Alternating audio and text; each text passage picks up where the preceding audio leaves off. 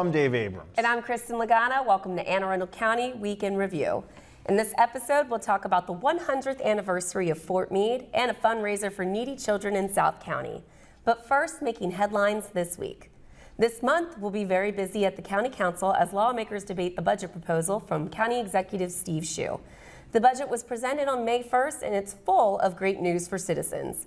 It features groundbreakings for several exciting projects, including Crofton High School, woohoo! Release the Kraken! Release the Kraken, a new Annapolis library, and a new police academy. It also includes tax breaks on movies, athletic facility rentals, and mobile homes. The latest fee reductions add to the past 2 years of tax and fee cuts.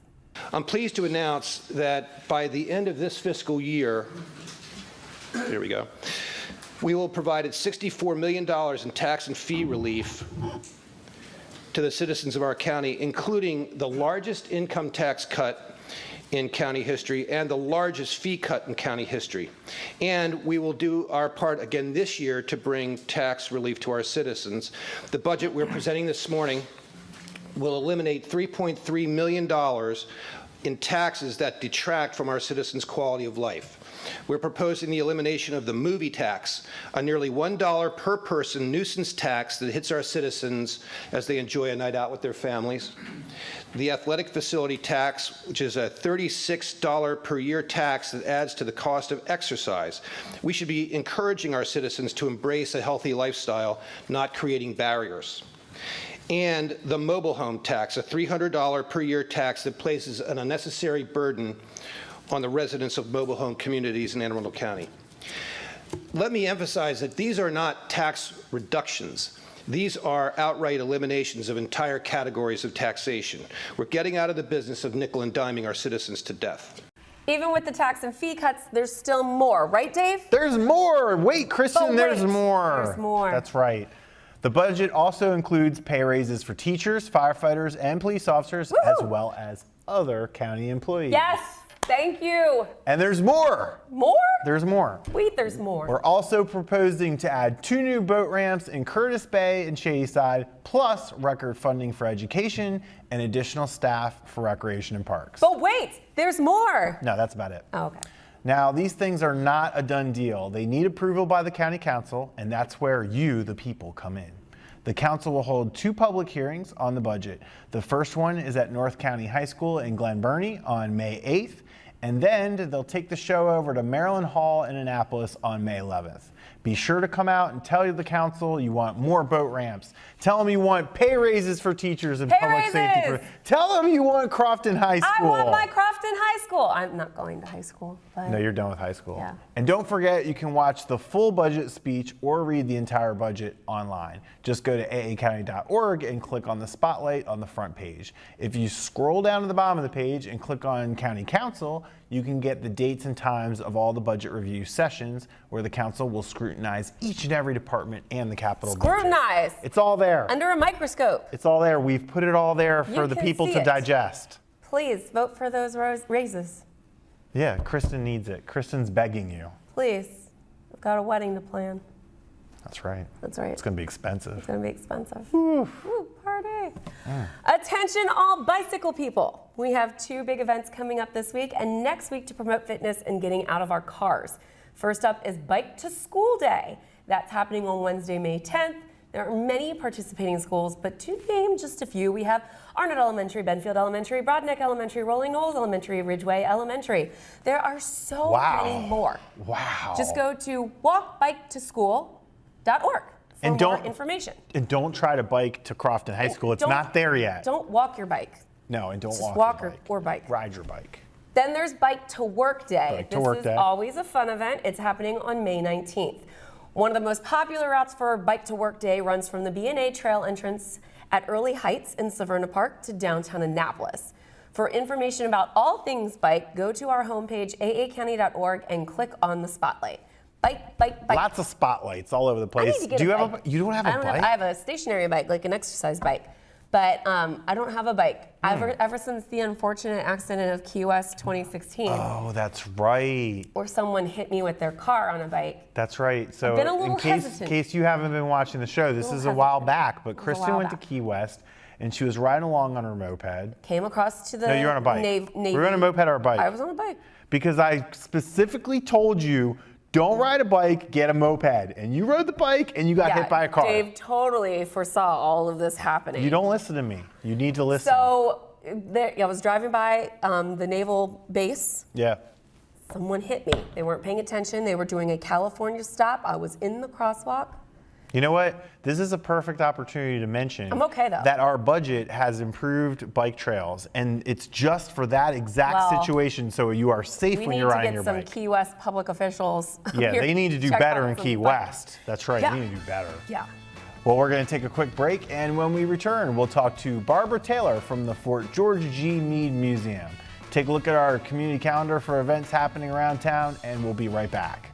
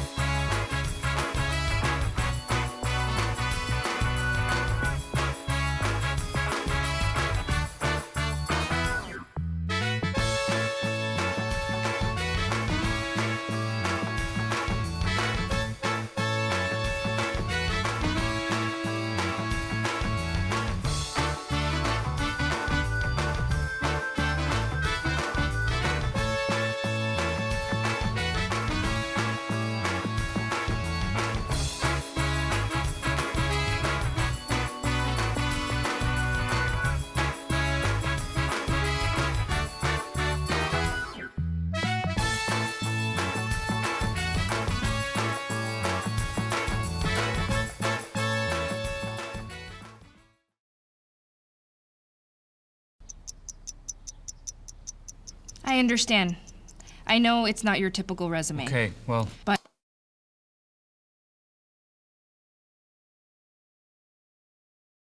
candidate.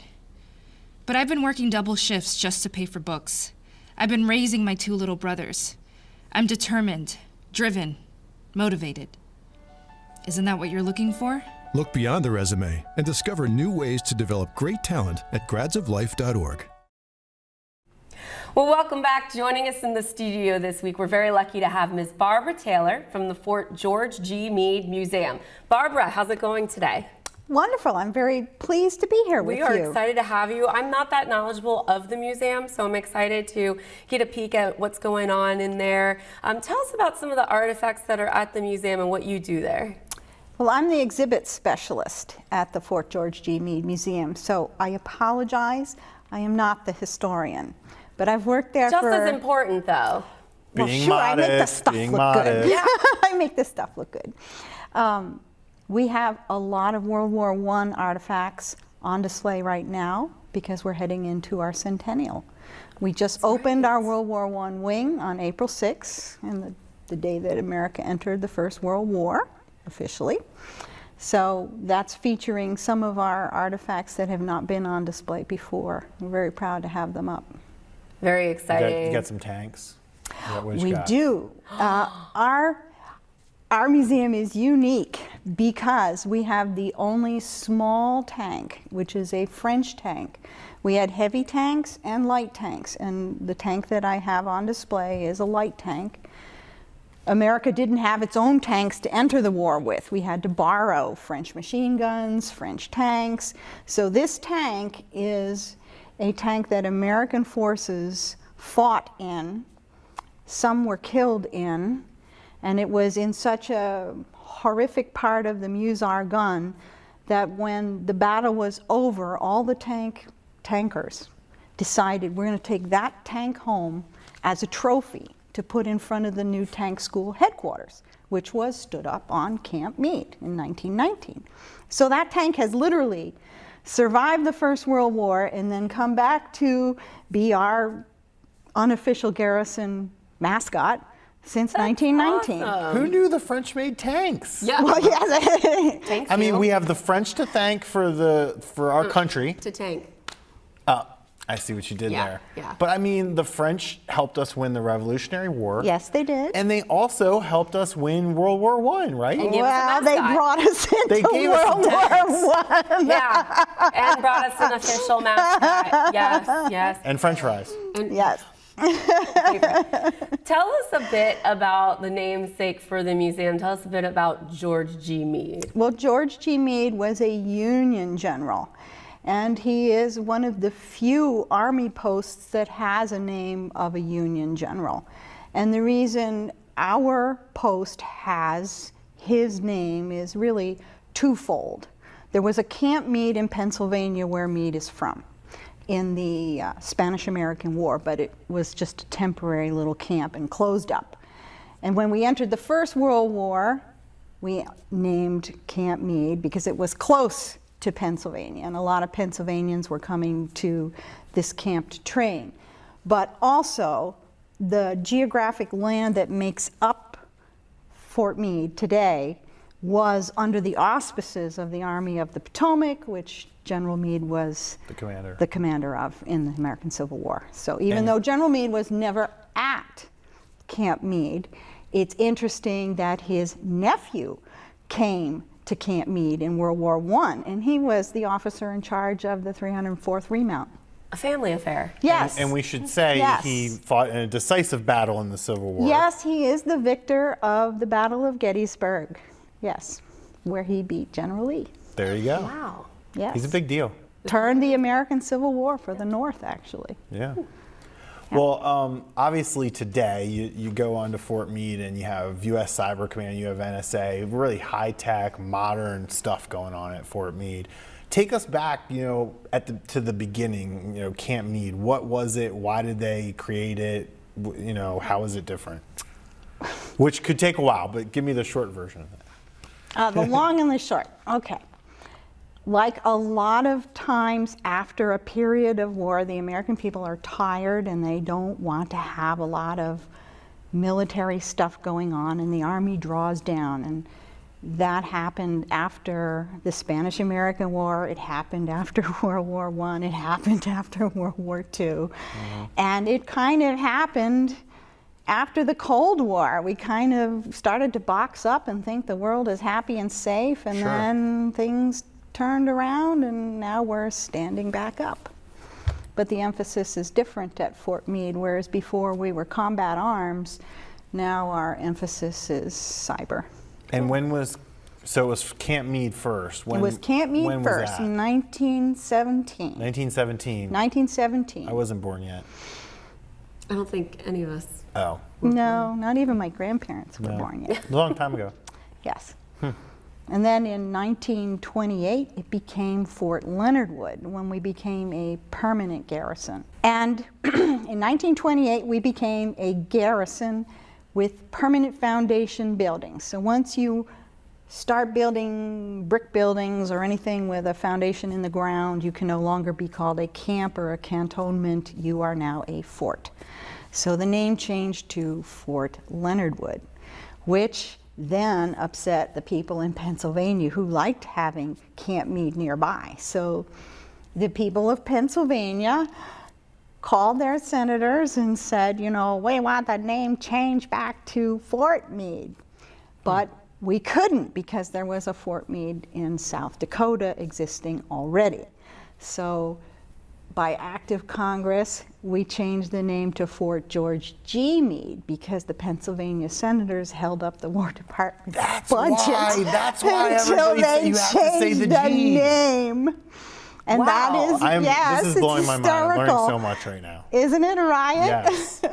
Well, so we're coming up, the 100th anniversary. Tell us a little bit about what's going on around that event and, what you're doing particularly to prepare. Well, we have a whole schedule of events, and we don't have a lot of extra money. The government is tight. Yes, so it is. we just appropriated all the regular scheduled events on Fort Meade and put a World War I remembrance spin on them.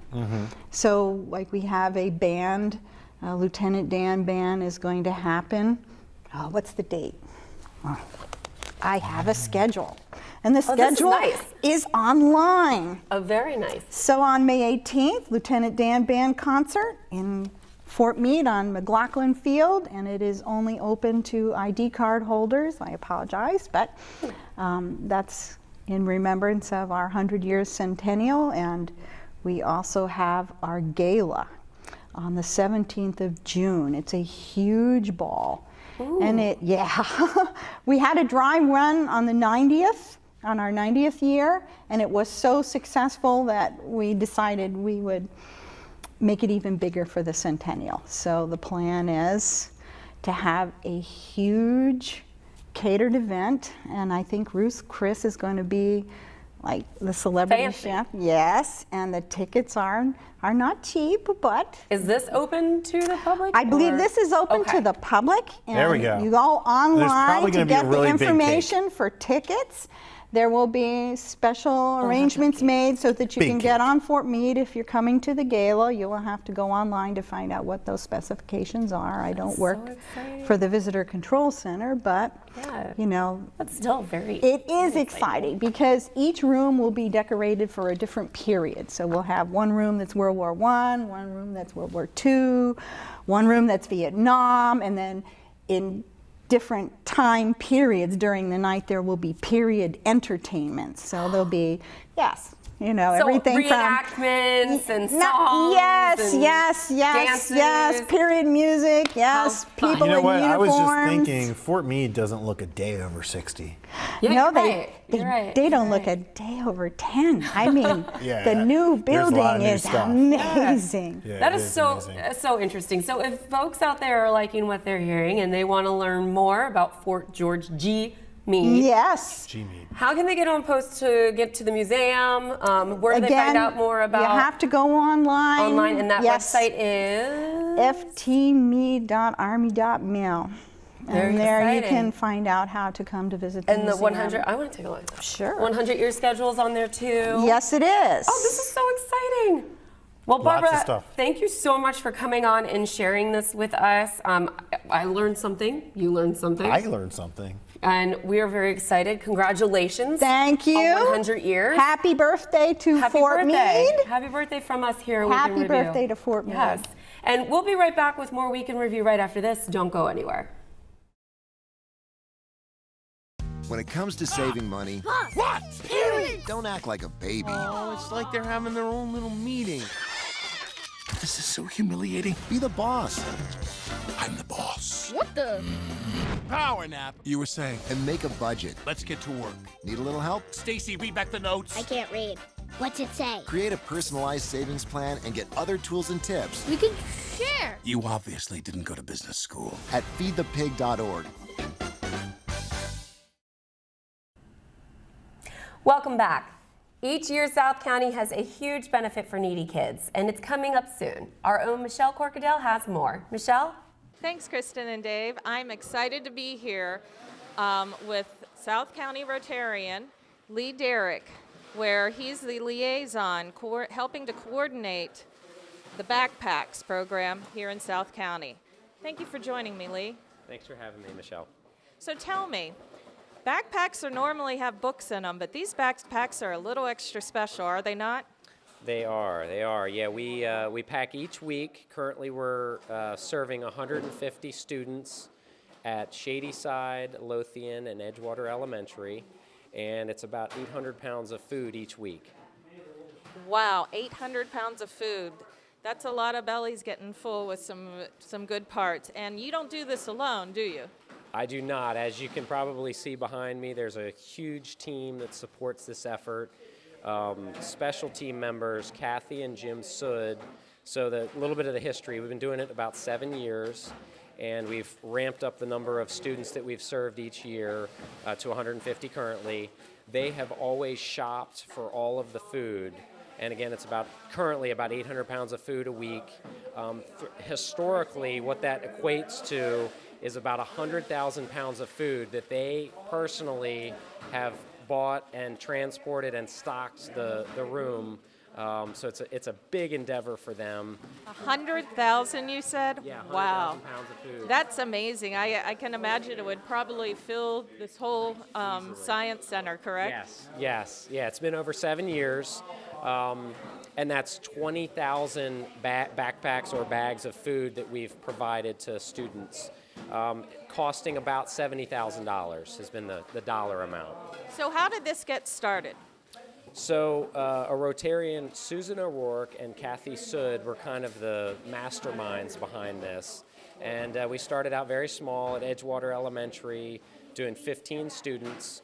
We stored the food at Edgewater Elementary and did the packing right there. And we very quickly that same year expanded to start serving Lothian.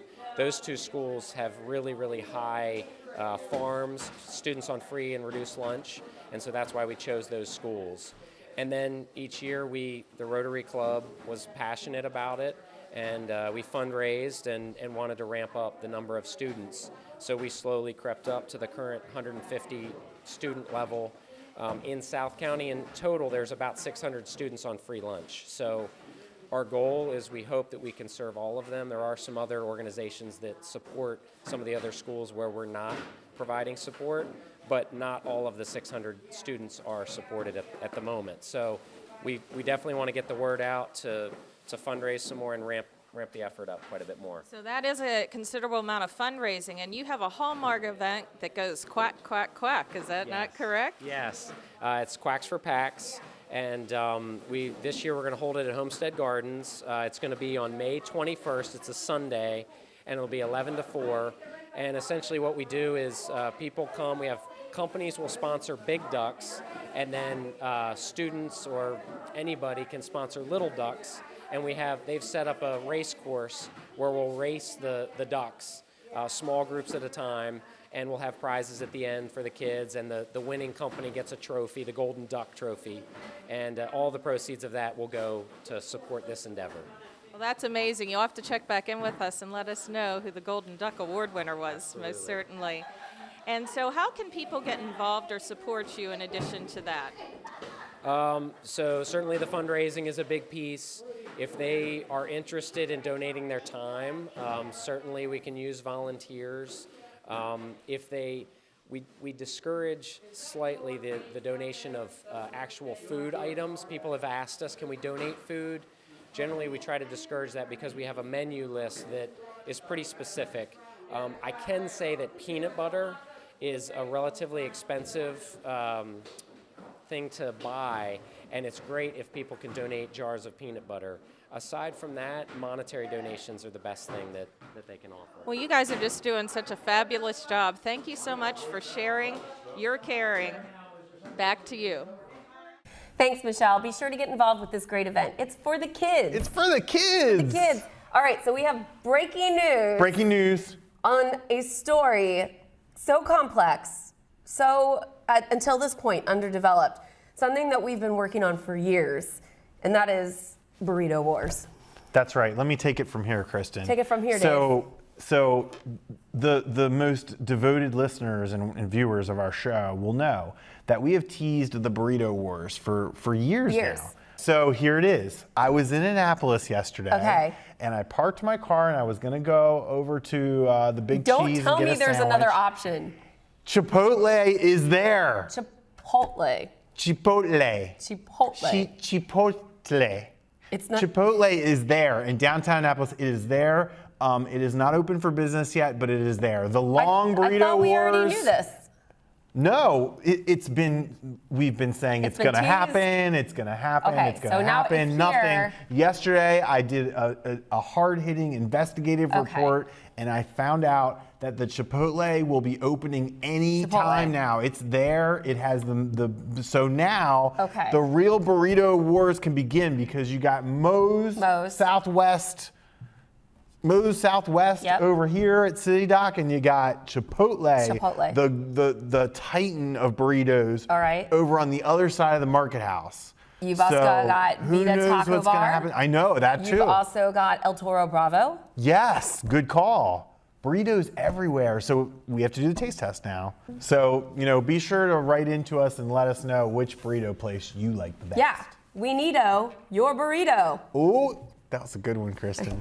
No, lots of high fives today. We're not going to sing this week, folks. It's okay.